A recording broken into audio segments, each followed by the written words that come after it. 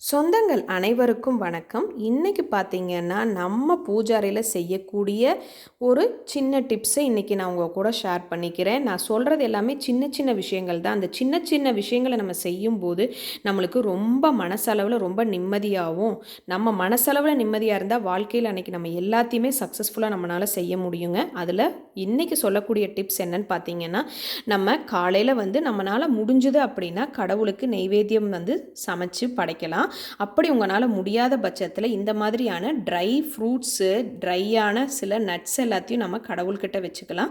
இதில் பார்த்தீங்கன்னா பாதாம், பிஸ்தா, அதே மாதிரி முந்திரி, உலர் திராட்சை, அதே மாதிரி அவல், கல்கண்டு, சர்க்கரை, இது எல்லாமே நம்ம கடவுள் முன்னாடி வச்சு படைக்கும்போது அது ரொம்ப நல்லதாகவும் கண்டிப்பாக இருக்கும். உங்களால் முடியும் பட்சத்தில் நீங்கள் நைவேத்தியமாக சமைச்சு படைச்சிக்கலாம். அப்படி இல்லைன்னா இந்த மாதிரி செய்யும்போது இது ரொம்ப நல்ல நிம்மதியை தரும். கண்டிப்பாக ட்ரை பண்ணுங்கள்.